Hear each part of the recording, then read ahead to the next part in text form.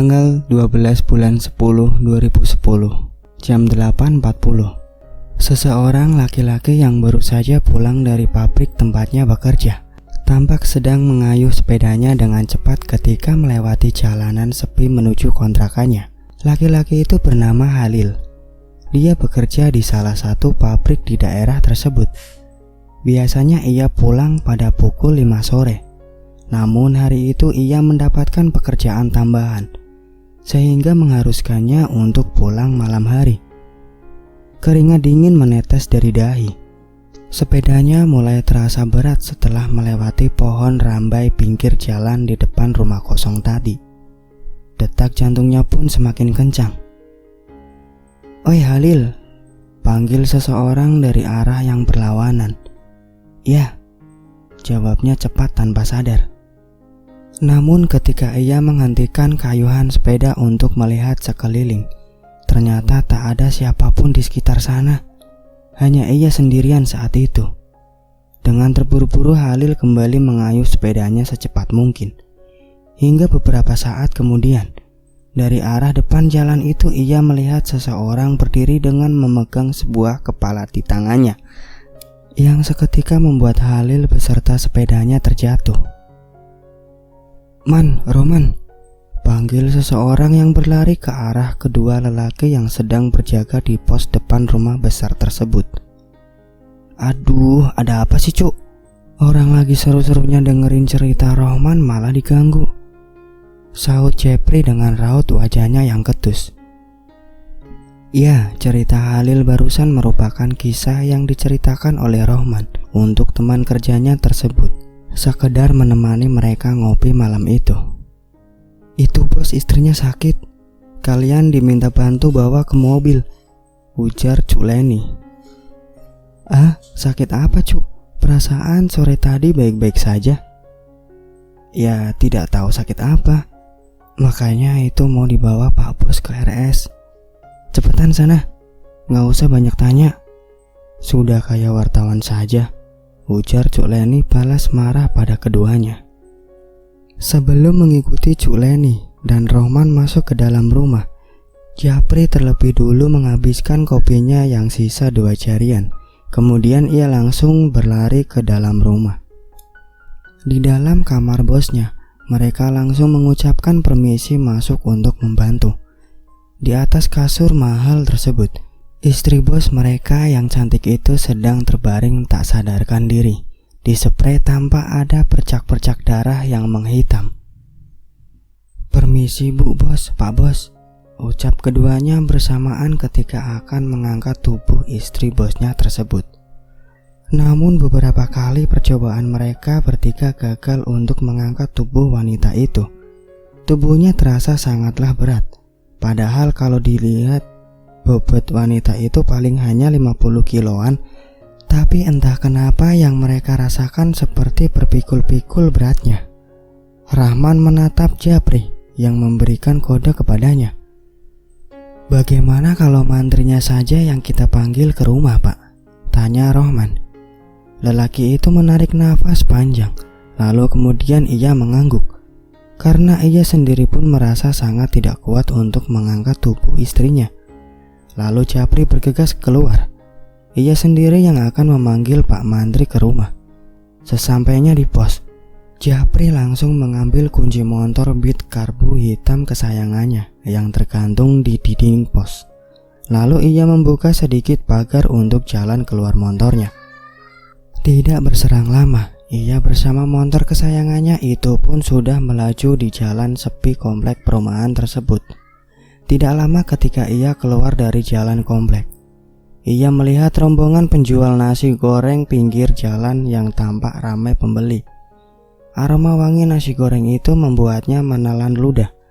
Beberapa saat kemudian, Japri pun akhirnya tiba di rumah Pak Mantri. Rumah itu tampak sepi, namun dari tirai putih yang menutup kaca rumah tersebut ia bisa melihat cahaya TV yang menyala. Setelah mengetuk beberapa kali, keluar seorang laki-laki berusia 40 tahun. Dialah Pak Mantri yang bernama Riyadi. "Ada yang bisa saya bantu?" "Iya Pak Mantri." istri bos saya sakit. Apakah Pak Mantri bisa mendatangi ke rumah bos saya? Siapa bosmu? Pak Ferdi Jaya. Mantri itu langsung mengangguk begitu mendengar nama tersebut. Siapa yang tak kenal nama itu? Salah satu orang ternama dan terpandang di daerah tersebut. Baik, tunggu sebentar ya, ujar Pak Mantri lalu kembali masuk ke dalam rumah. Tidak lama kemudian beliau keluar lagi dengan memakai jaket dan kacamatanya. Mereka berdua beriring menuju ke rumah Pak Ferdi, dan seketika sampai di depan pagar, Japri langsung membukakan pagar untuk Pak Mantri dan motornya. Setelah Pak Mantri masuk, barulah Japri juga masuk. Namun saat akan menutup pintu pagar, Japri melihat sekelebat bayangan putih yang menghilang di balik pohon di seberang jalan. Ketika bulu tengkuknya mulai merinding, cepat-cepat Japri menutup pintu pagar dan menguncinya. Ia juga bergegas lari masuk ke rumah. Dilihatnya Rahman yang sedang duduk lesehan di depan kamar bos mereka. Aku melihat ada sesuatu berwarna putih. Shit, langsung hilang di balik pohon seberang jalan itu, man. Bisik Japri seraya memperagakan bagaimana sosok putih-putih itu melintas dan menghilang. Rahman tetap terdiam tak menggubris cerita Japri. Kau kenapa, man? Rahman menggeleng. Namun raut wajahnya menunjukkan ada sesuatu yang mengejutkan baru saja terjadi. Aku melihat Bu Bos muntah darah dan paku, Jeb. Jelas itu bukan penyakit medis, bisik Rahman. Hah? Serius? Rahman mengangguk. Di dalam kamar Pak Mantri mengatakan kalau kemungkinan istri Pak Ferdi itu terkena penyakit paru-paru dan disarankan untuk segera membawanya ke RS agar bisa diperiksa lebih lanjut. Sebab alat-alat yang Pak Mantri bawa hanyalah alat-alat biasa saja, seperti beberapa jenis obat-obatan dan tensimeter. Maaf Pak Bos, berarti kita bisa meminta bantuan Pak Mantri untuk mengangkat Bu Bos ke mobil, ujar Rahman. Pak Ferdi mengangguk dan meminta tolong pada Pak Mantri untuk membantu mereka mengangkat istrinya. Awalnya Pak Mantri kebingungan, namun karena yang meminta tolong adalah orang terpandang yang banyak uang, tentu Pak Mantri tak berani menolak meski ia merasa aneh. Kenapa harus berempat mengangkat wanita selangsing istri Pak Ferdi itu? Akan tetapi raut wajahnya seketika berubah ketika mengangkat tubuh wanita tersebut. Beratnya sama sekali berbeda dengan apa yang ia bayangkan. Tapi Pak Mantri tak berani berkata apa-apa. Ia mencoba sekuat tenaga agar tubuh istri Pak Ferdi bisa terangkat. Alhasil mereka kesusahan. Mereka berempat akhirnya berhasil membawa tubuh istri Pak Ferdi ke dalam mobil.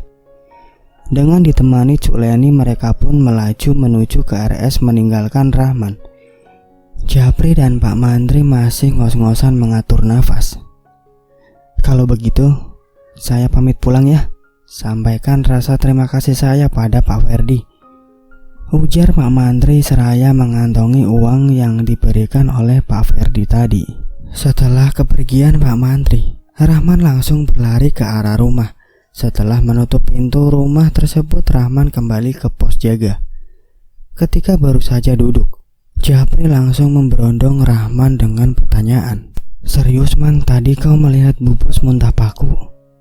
Iya, tapi oleh Pak Ferdi paku-paku itu langsung dibuang. Seram juga ya.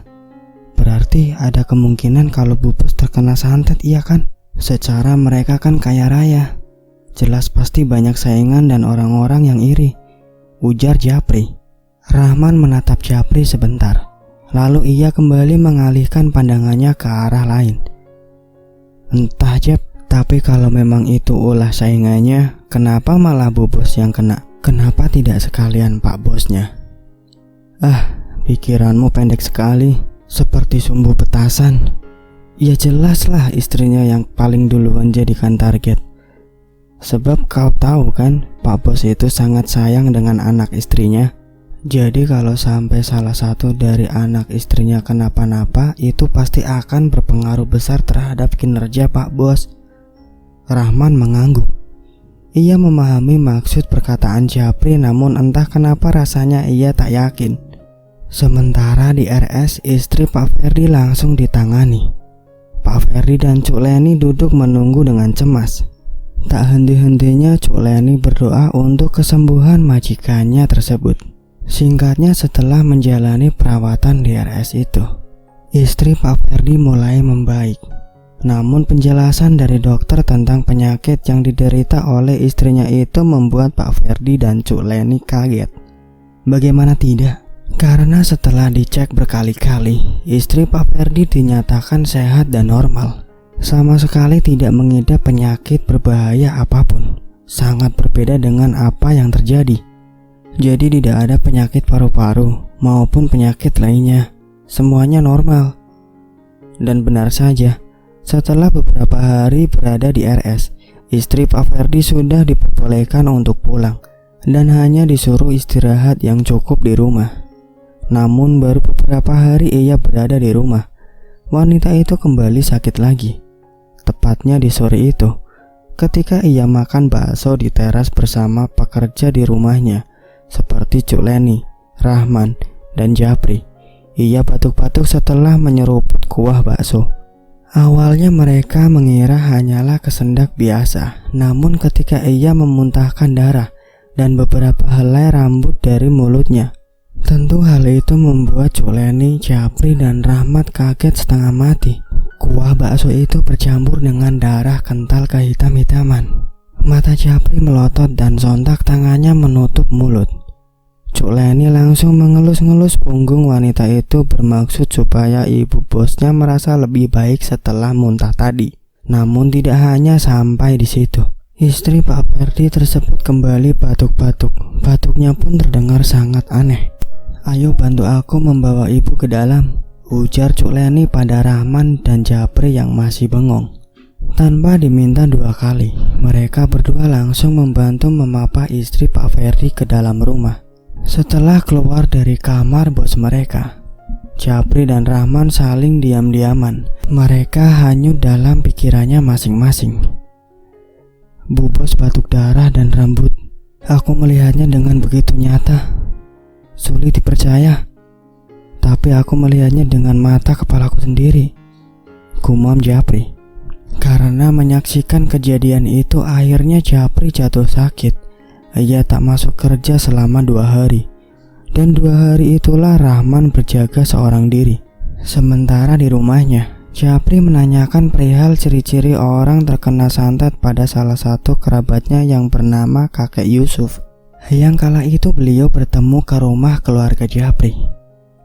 Banyak macam-macam ciri-ciri terkena santet, tergantung dari jenis santet apa yang dikirimkan. Ada yang di sekitar rumah terdengar seperti suara ledakan yang tidak diketahui sumbernya. Ada juga yang di atap rumah terdengar seperti lemparan batu. Dan yang paling umum adalah ditemukannya binatang-binatang aneh yang ukuran maupun bentuk tidak lazim. Berbeda di dalam rumah, atau kemunculannya hanya pada sudut-sudut tertentu di dalam rumah itu. Lalu tidak lama setelahnya orang yang ditargetkan akan mulai jatuh sakit. Binatang seperti apa kek? Bermacam-macam, bisa kelabang, bisa juga ulat, ular, kalajengking, atau binatang-binatang bersayap seperti belalang atau yang biasanya disebut sengkelap kuyang. Binatang-binatang itulah yang sering dijadikan media mengantar santet di daerah kita ini. Japri terdiam. Kalau yang targetnya muntah darah lalu keluar paku atau rambut bercampur darah itu kira-kira santet jenis apa kek? Aku tidak tahu pasti mengenai jenis-jenis santet.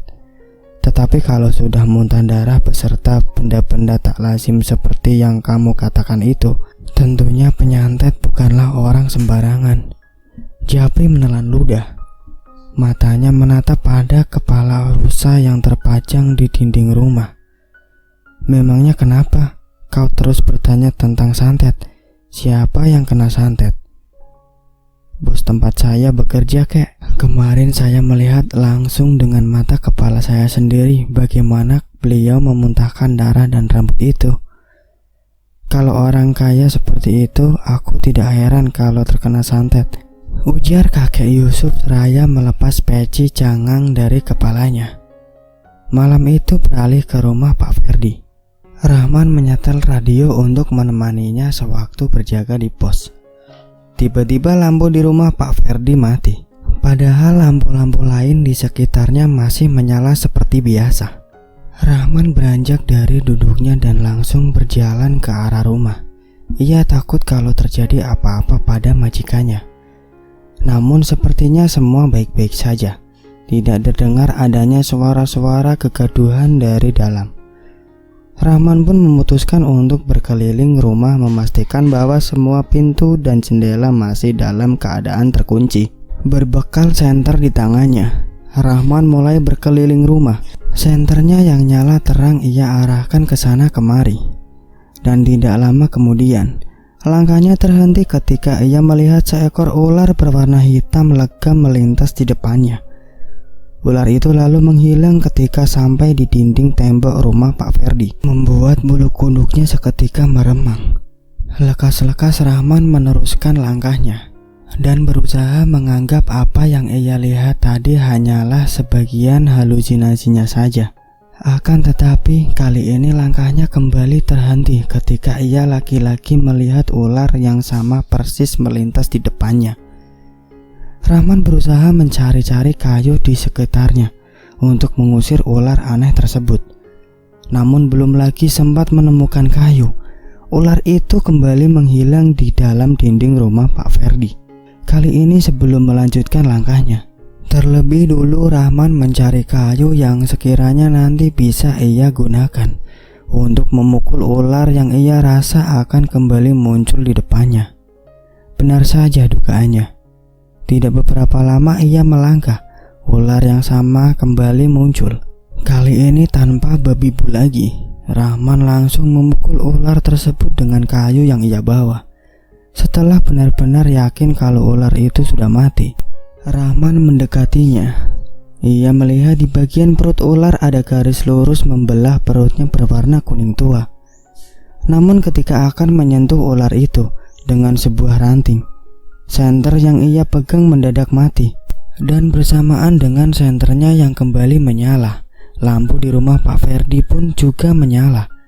Namun bangkai ular yang tadi ia bunuh lenyap hilang tak tahu kemana. Seketika bulu kuduk Rahman mulai meremang lagi. Ia langsung berbalik kemudian berlari ke arah pos. Malam itu benar-benar mencekam. Bahkan suara kendaraan melintas di depan rumah pun tidak ada sama sekali. Jepri, bagaimana mungkin dia langsung jatuh sakit setelah melihat Bos muntah darah waktu itu?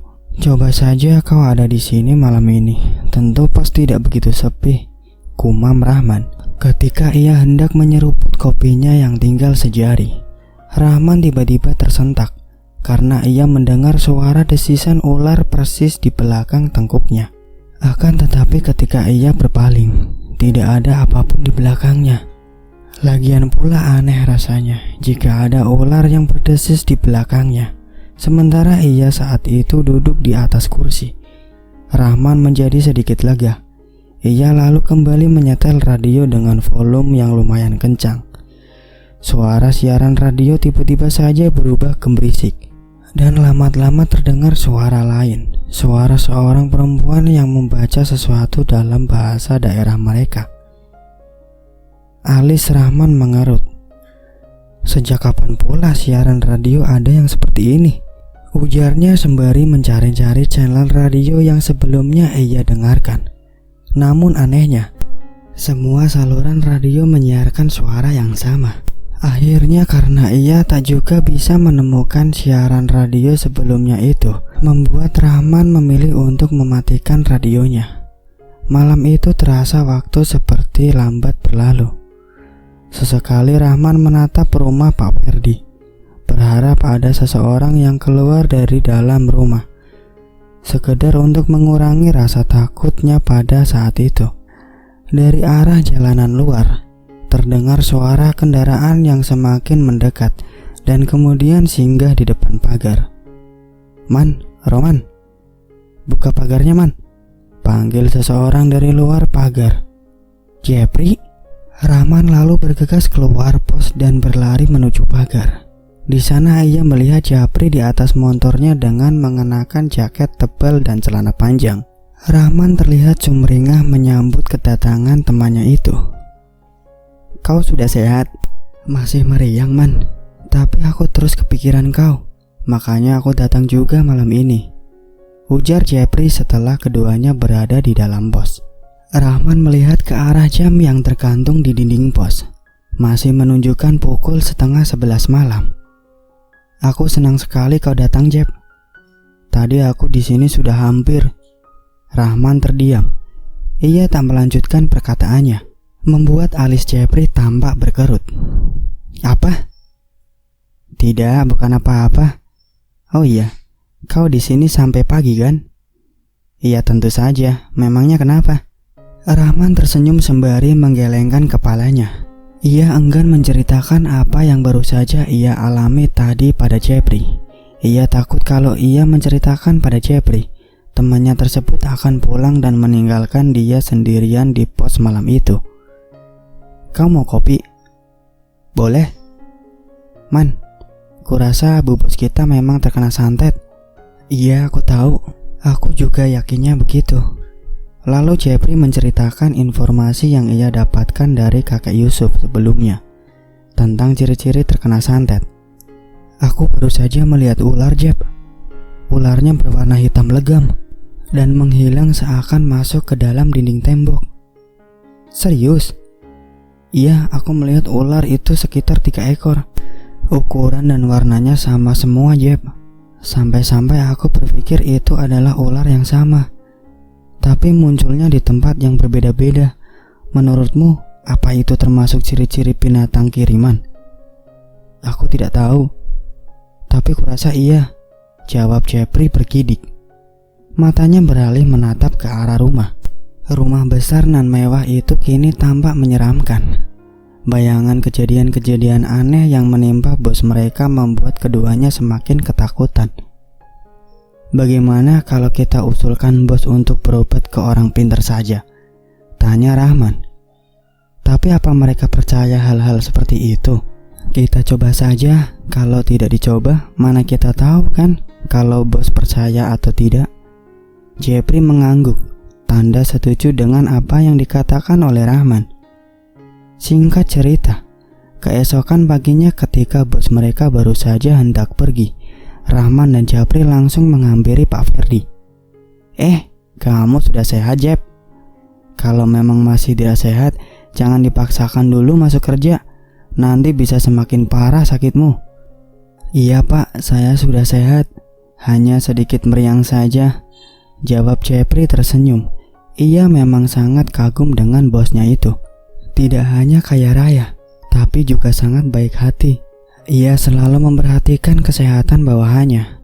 Tapi entah kenapa ada saja yang berbuat jahat terhadap orang baik seperti Pak Ferdi itu.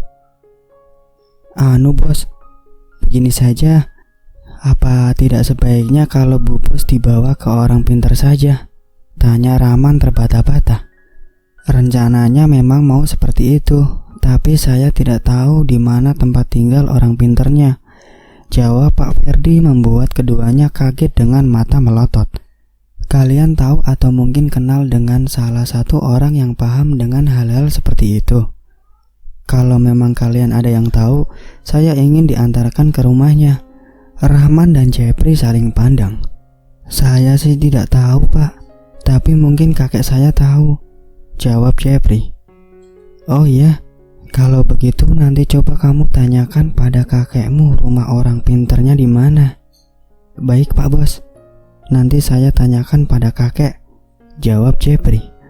"Nah, ini untuk uang bensinmu," ujar Pak Ferdi seraya memberikan uang pada Japri. Setelah memberikan uang bensin yang lumayan banyak itu, Pak Ferdi pun langsung pergi. Tidak lama Rahmat datang. Lelaki berusia 30-an itu adalah orang yang akan berjaga di siang hari. Lalu setelah berpamitan pada Rahmat, Rahman dan Japri pun pulang. "Nanti aku ke rumahmu ya, Jep," ujar Rahman. "Ya, Sekitar pukul 11 siang, Rahman datang. Jepri saat itu sedang makan.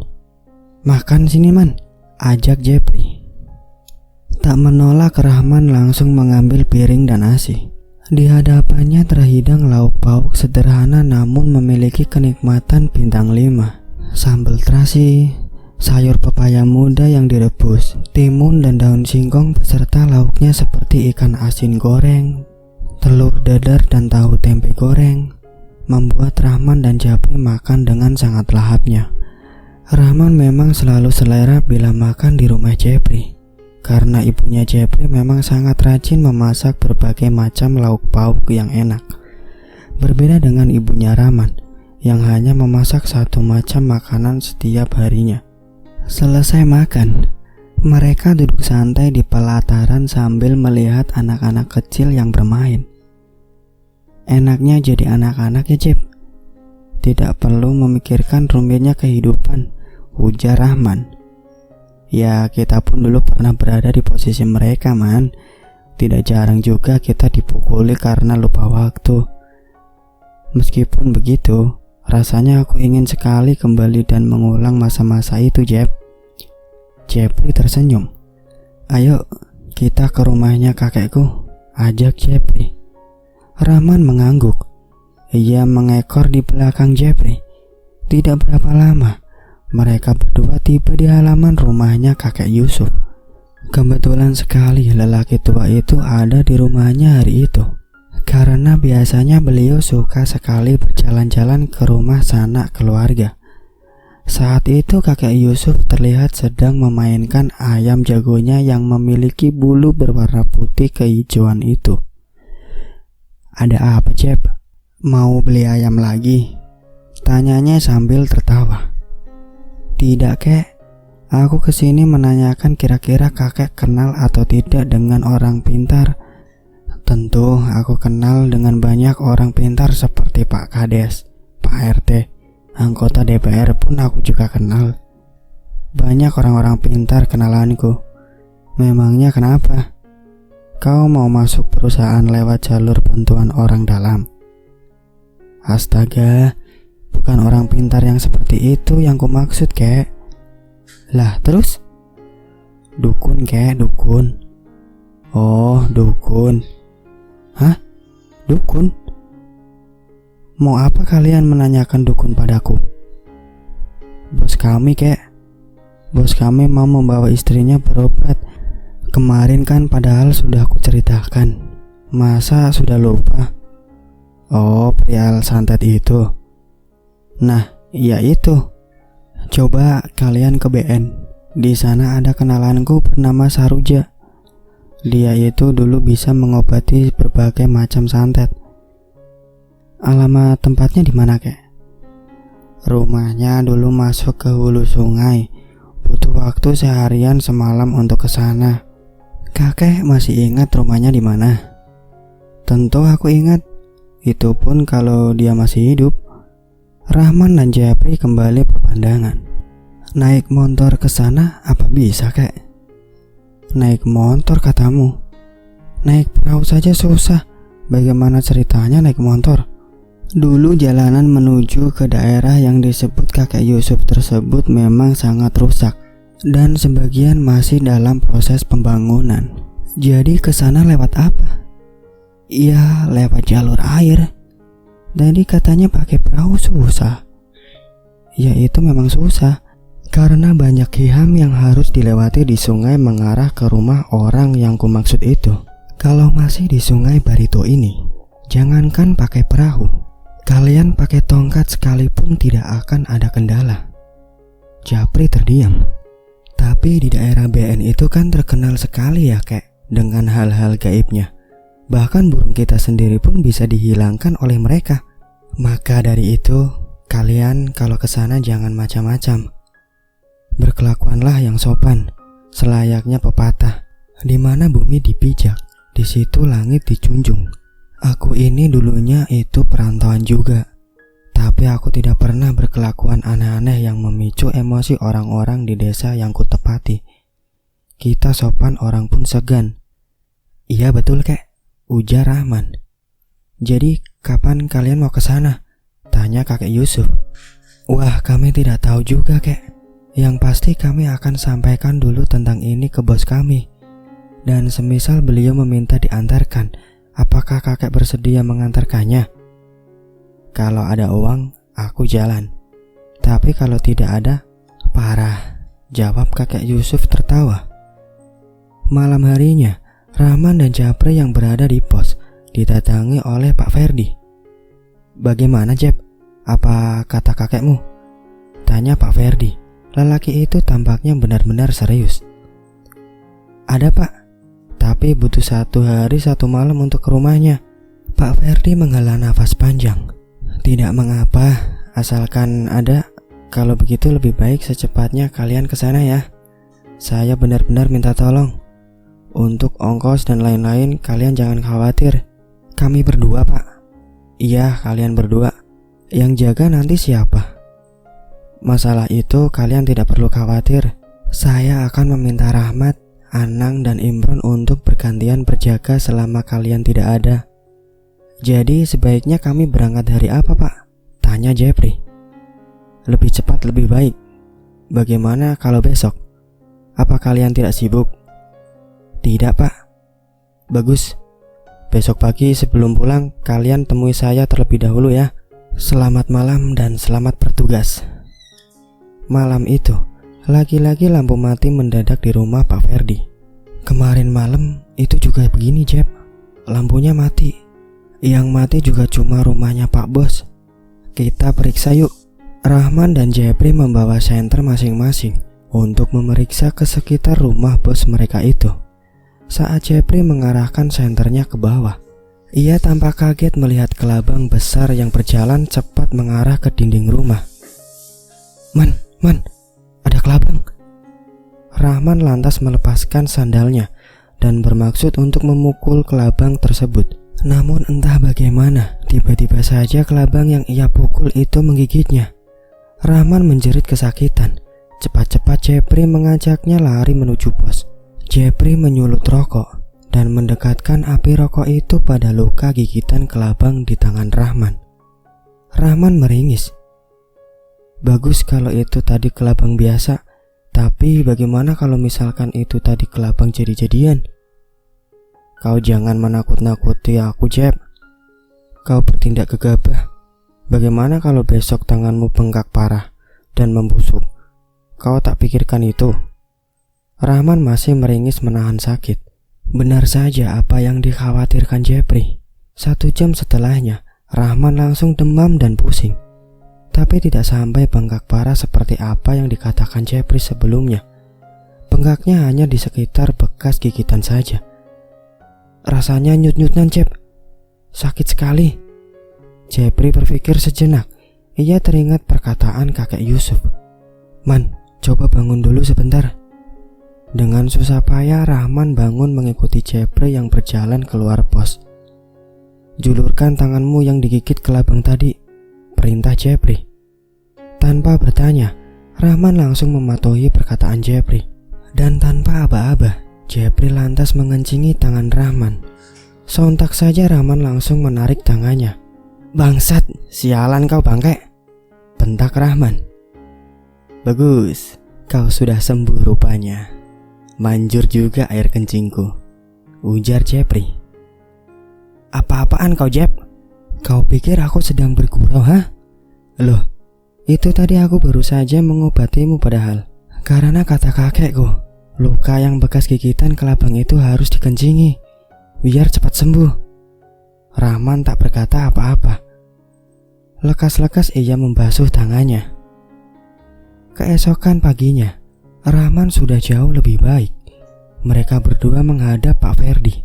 Seperti pesan Pak Ferdi semalam, rupanya Pak Ferdi memberikan sejumlah uang untuk perjalanan keduanya.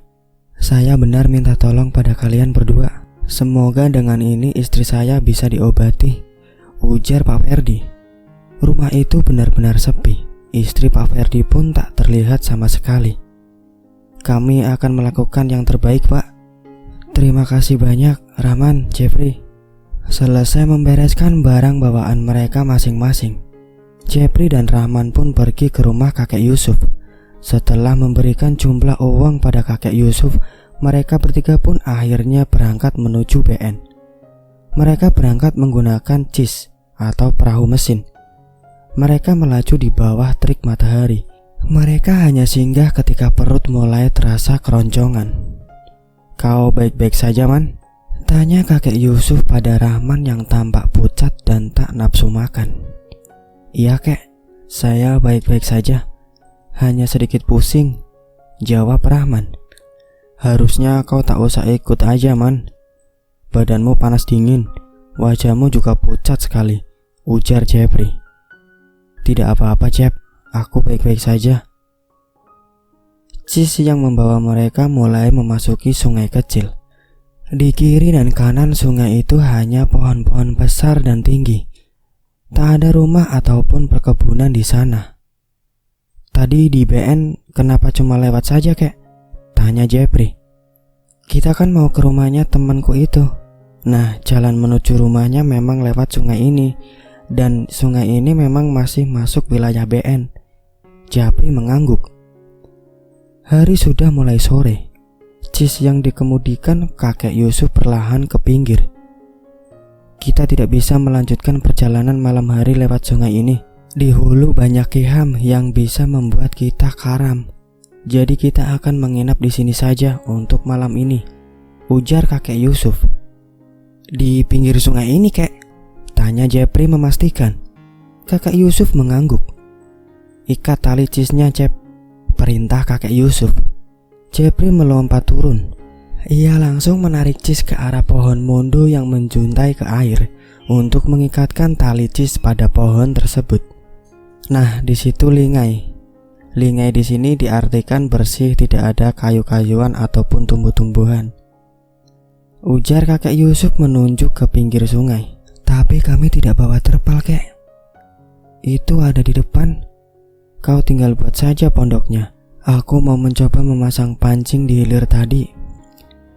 Akhirnya, mau tak mau Jepri mulai membuat pondok untuk mereka beristirahat. Sementara Rahman tidur di dalam cis. Saat pondok sederhana itu selesai dibuat, kakek Yusuf kembali membawa beberapa ekor ikan baung yang lumayan besar hasil pancingnya. "Banyak sekali ikannya, Jep, di sana.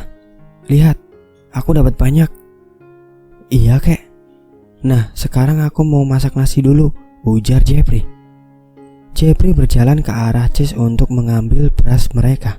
Tampak Rahman masih tertidur nyenyak di dalam cis. "Man, pondok kita sudah selesai. Jadi lebih baik kau pindah tidur di pondok saja," ujar Jepri membangunkan temannya itu. "Maaf ya, Jep, aku tidak membantumu." Hari sudah gelap ketika nasi yang dimasak oleh Jepri hampir matang. Sementara kakek Yusuf sibuk membakar ikan baung untuk lauk mereka makan malam itu. Ketika nasi dan ikan baung bakar sudah siap santap, mereka bertiga pun makan dengan lahap. Kakek Yusuf makan dengan kuah air sungai yang dikasih sedikit garam. Selesai makan, mereka bertiga beristirahat. Akan tetapi saat tengah malam, Jepri terbangun karena perutnya sakit ingin bab. Namun saat selesai bab, Jepri mencium aroma kencur yang sangat menyengat dari dalam hutan. Ia mengingat-ingat pertanda apakah gerangan bau kencur itu. Dan ketika ia teringat akan sesuatu, Jepri lantas berlari ke arah pondok, membangunkan kakek Yusuf dan Rahman yang masih terlelap. Wajahnya pucat sekali, apalagi saat ia menyadari bahwa hanya mereka bertiga yang berada di tempat itu. "Ada apa?" tanya kakek Yusuf gusar. Ada ikan menyambar kotoranku tadi," ujar Jepri terbata. Kakek Yusuf yang tahu maksud perkataan Jepri langsung duduk. Ia mengeluarkan seruas jaringau dari dalam kopiah jangangnya. Konon bau kencur yang menyengat di tengah hutan adalah pertanda adanya sosok makhluk halus yang biasa kita kenal dengan sebutan kuntilanak.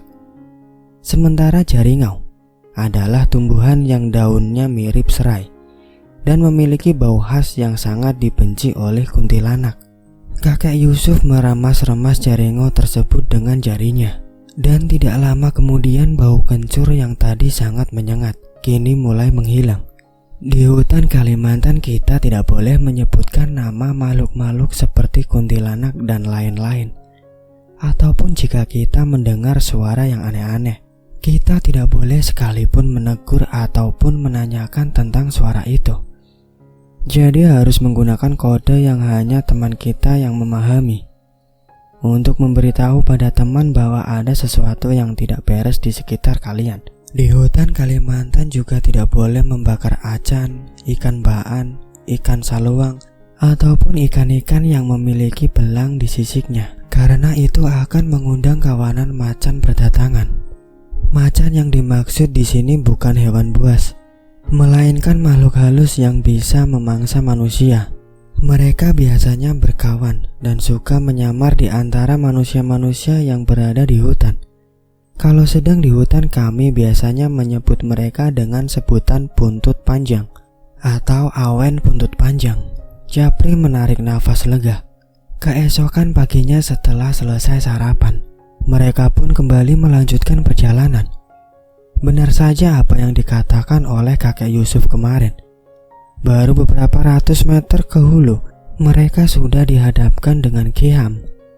Untung saja kakek Yusuf sangat handal dalam melewati Kiham, sehingga mereka bertiga tidak perlu main sung atau mengangkat cis. Namun ketika tiba di Ongkong yang sudah sangat dekat dengan rumah Saruja, mereka bertiga terpaksa mengangkat cis agar bisa melewati Ongkong tanpa merusak cis.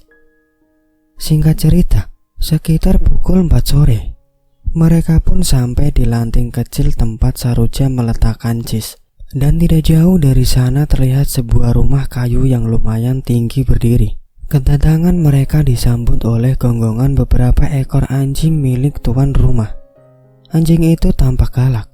Namun ketika kakek Yusuf memperlihatkan telapak tangannya pada anjing-anjing itu, mereka pun mundur. Japri bergelayut di lengan Rahman, sambil sesekali ia memburu anjing yang hendak mendekatinya. "Hus, hus," ujar Japri ketakutan melihat wajah ganas anjing-anjing tersebut.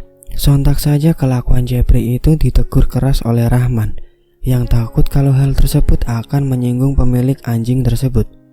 Tok tok. Pintu diketuk oleh kakek Yusuf, namun tak ada jawaban dari dalam. "Kemana orangnya, kek?" tanya Rahman. "Mungkin belum pulang dari kebun," jawab kakek Yusuf sembari duduk bersandar melepas lelah. Sekitar setengah jam menunggu, seorang wanita tua seumuran dengan kakek Yusuf datang dengan membawa lanjang penuh sayuran-sayuran seperti umbut dan lain-lain. Japri dan Rahman saling pandang, tak percaya kalau yang mereka datangi sejauh itu adalah seorang nenek tua. "Ini benar orangnya, kek?" tanya Japri memastikan. "Iya." Nenek tua itu tersenyum dan tampak sangat akrab mengobrol dengan kakek Yusuf. "Aku sudah ada perasaan kalau akan ada tamu jauh yang datang kemari. Makanya aku mencari sayuran-sayuran untuk menjamu tamu-tamuku," ujar nenek Saruja. "Apa kau yakin nenek ini bisa mengobati istri Pak Bosman?" tanya Japri berbisik. Rahman menggeleng. "Entahlah, Jep. Tapi kita jangan menilai seseorang hanya dari luarnya saja. Siapa tahu kalau nenek ini ilmunya memang tinggi," balas Rahman berbisik. "Aku berharap memang begitu," ujar Japri. Saat berada di dalam rumah, nenek Saruja menatap lekat pada Rahman. "Kemari," perintahnya pada Rahman. "Saya, Nek?" tanya Rahman memastikan. "Tanganmu masih sakit?"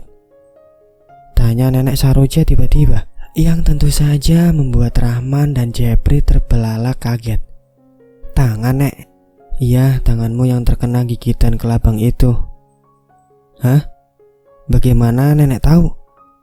tanya Japri dengan mata melotot. Tanpa menjawab pertanyaan Japri, nenek Saruja menarik tangan Rahman dan mengeluarkan sepasirih dari dalam mulutnya, lalu menempelkan sepasirih ke luka bekas gigitan kelabang di tangan Rahman. Rahman merasa luka itu berkedut-kedut dan sangat nyeri sekali, sampai-sampai ia meringis kesakitan dibuatnya. Kau termasuk kuat, Cuk. Kalau tidak, mungkin keadaanmu sudah sangat parah sekarang, ujar Nenek Saroja. Rahman tak bertanya lebih lanjut. Ia hanya bisa terdiam sambil sesekali meringis menahan sakit. Badanmu mungkin akan demam malam ini, jadi lebih baik kau beristirahatlah, ujar Nenek Saroja lagi. Saat Rahman beristirahat, kakek Yusuf mulai menceritakan tentang maksud dan tujuannya ke sana. Sepanjang kakek Yusuf bercerita, Nenek Saroja tak berkata apa-apa. Ia hanya mendengarkan cerita itu dengan seksama. Bagaimana, Nek? Apakah kira-kira Nenek bisa pergi mengobati istri bos kami? Tanya Jepri memberanikan diri. Aku tidak bisa menjamin dia akan sembuh seketika, tapi aku akan mencoba mengobatinya, jawab Nenek Saroja. Berarti Nenek mau mengobati istri bos kami? Tanya Jepri memastikan. Nenek Saroja mengangguk. Malam itu mereka makan bersama dengan lauk pauk yang dimasak oleh Nenek Saroja. Dan setelah makan malam itu, tubuh Rahman mulai demam panas. Ia meracau tak karuan. Namun keesokan paginya ia bangun sudah dalam keadaan sehat kembali. Selesai sarapan pagi itu, mereka pun berangkat. Nenek Saroja berangkat dengan menggunakan cisnya sendiri.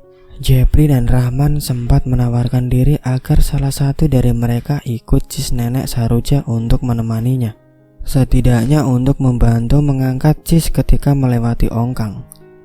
Namun niat baik mereka itu ditolak oleh Nenek Saroja. Wanita tua itu berkata, "Kalian berdua temanilah si Yusuf, karena dia lebih membutuhkan pertolongan kalian ketimbang aku." Singkatnya, ketika mereka bertiga sangat berhati-hati melewati ongkang, Nenek Saroja malah terlihat tetap tenang duduk di atas cis dan melewati ongkang tanpa hambatan, membuat Rahman dan Jepri geleng-geleng kepala. "Bagaimana? Apa kalian masih meragukan dia?" tanya kakek Yusuf. "Tidak, kek. Kami benar-benar sudah salah sangka karena hanya menilai dari penampilan dan gender beliau saja," jawab Jepri. Mereka melanjutkan perjalanan dan hanya akan singgah di pinggiran sungai untuk makan. Singkat cerita, kedua cis itu sudah sampai di desa, dan mereka langsung pergi ke rumah Pak Ferdi dikarenakan Jepri dan Rahman yang kelelahan. Namun seketika mereka ke rumah Pak Ferdi, di sana sudah banyak sekali orang-orang yang berkumpul, terutamanya keluarga besar Pak Ferdi. Rupa-rupanya anak Pak Ferdi yang bersekolah dan tinggal di rumah mereka yang berada di kota lain itu meninggal dunia. Tubuhnya membiru dan kaku. Nenek Saroja mengatakan bahwa itu adalah parang maya. Berarti yang mengirimkan penyakit itu benar-benar menginginkan kehancuran keluarga Pak Ferdi. Tapi entah apa alasannya sampai-sampai anak Pak Ferdi pun ikut menjadi korban. Kedatangan mereka saat itu tidak terlalu dihiraukan oleh Pak Ferdi. Dan Jepri pun maklum, karena bagaimanapun tentu Pak Ferdi sangat sedih dan berduka atas kematian anaknya itu. "Kira-kira apa yang membuat orang begitu ingin menghancurkan keluarga bos kami ya, Nek?" tanya Rahman. "Dendam. Tapi aku tidak bisa jelas melihat alasan dibalik dendam itu. Yang pasti kurasa tentu dendam itu sangat besar." 2 hari setelah kematian anaknya, hari itu Pak Ferdi datang ke rumah Jepri karena sakit istrinya semakin parah saja.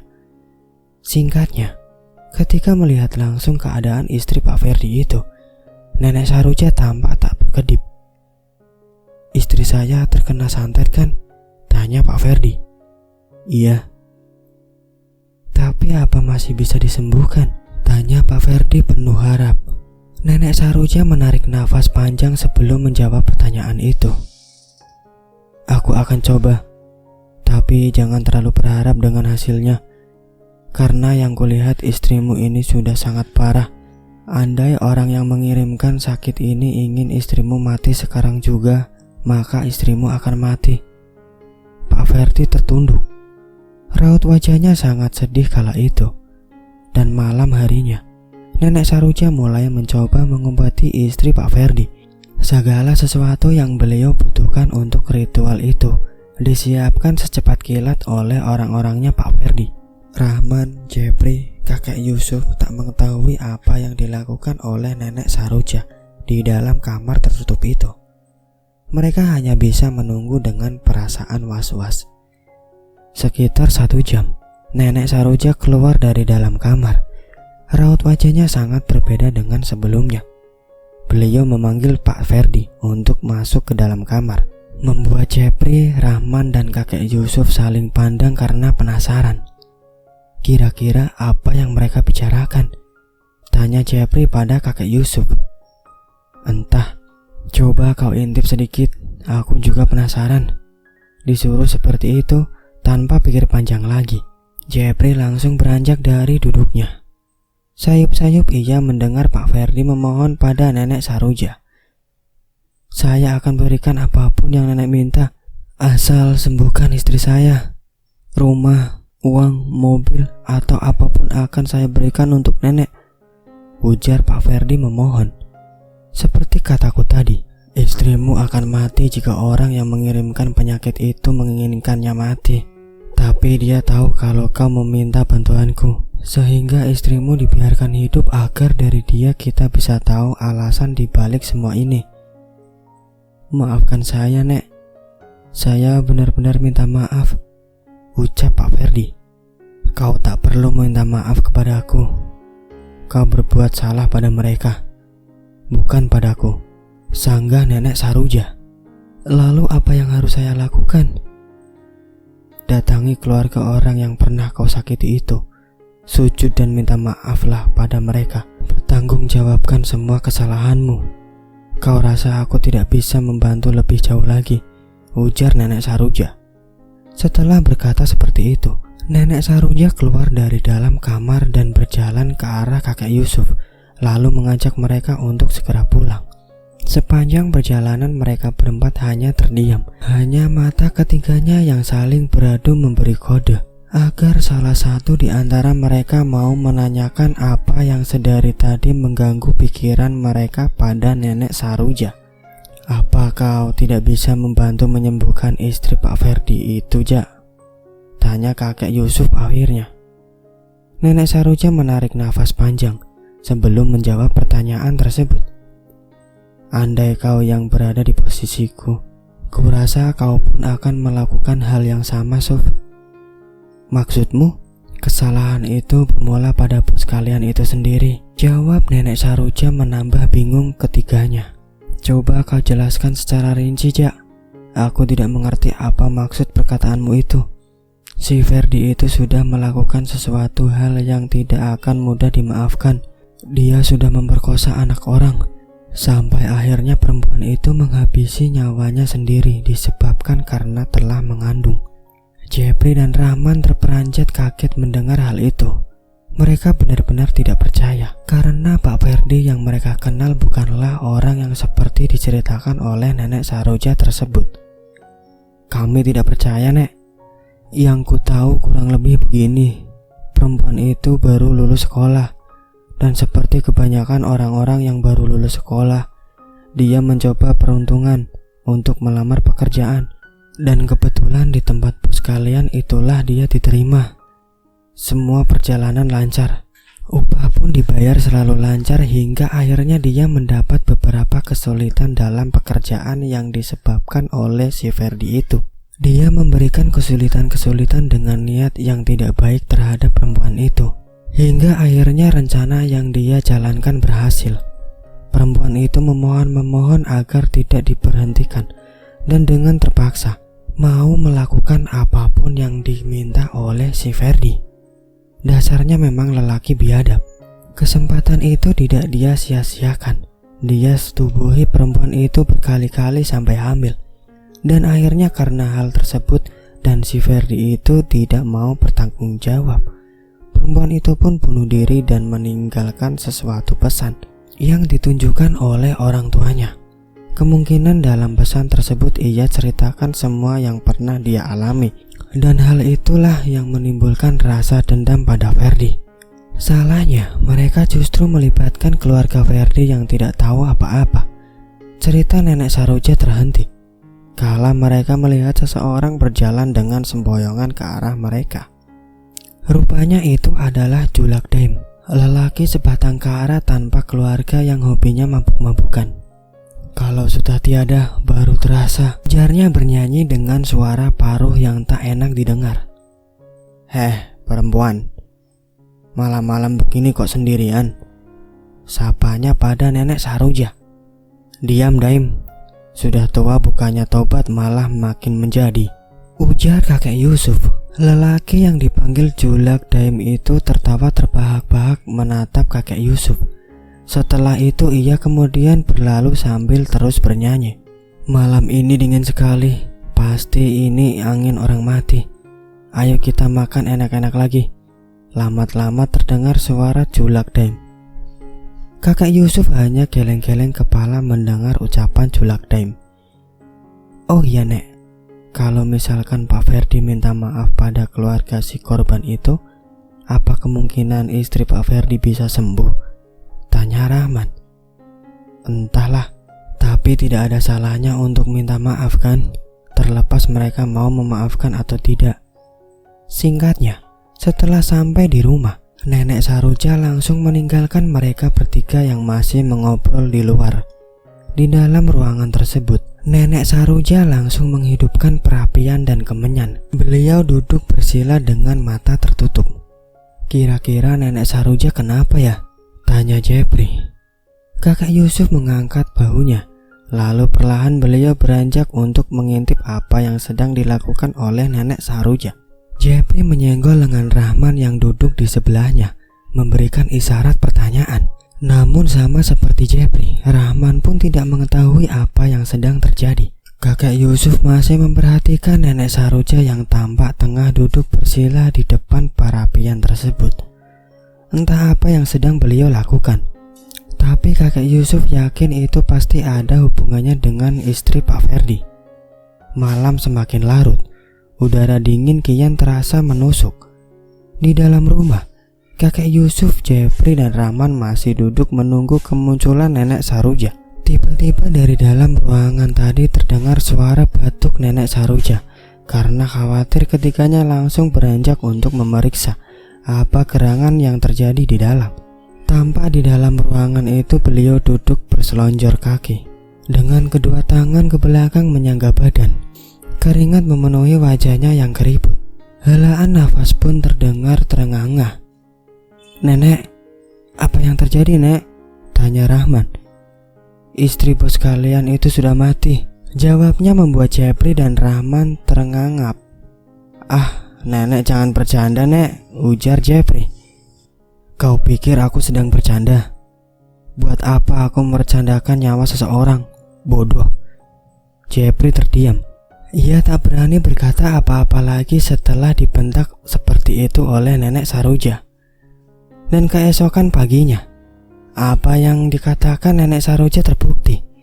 Istri Pak Ferdi sudah meninggal.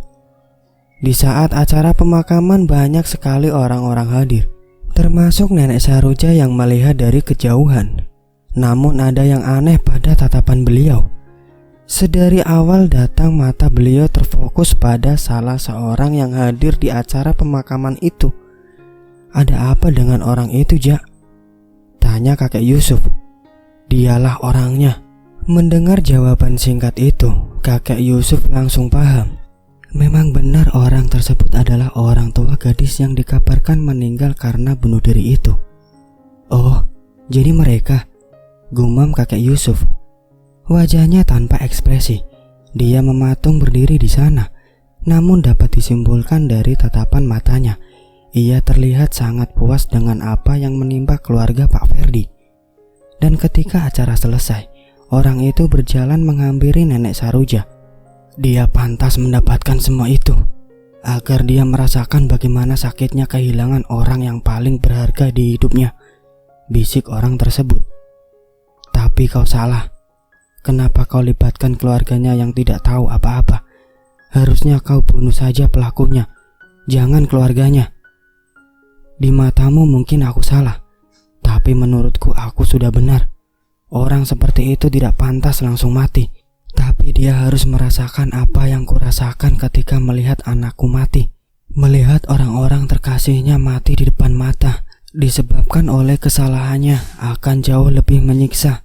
Lanjut orang itu. Mendengar perkataan orang itu, Nenek Saruja hanya bisa menggeleng. Ia tak tahu lagi harus berkata apa, karena bila dendam sudah memuncak, apapun pasti akan dilakukan, dan yang salah pun akan tetap benar di mata mereka. Dan pada akhirnya, usaha Pak Ferdi bangkrut. Dia juga sakit-sakitan hingga meninggal dunia menyusul anak dan istrinya. Dari cerita ini kita bisa mengambil hikmahnya. Saya akhiri, wassalamualaikum warahmatullahi wabarakatuh.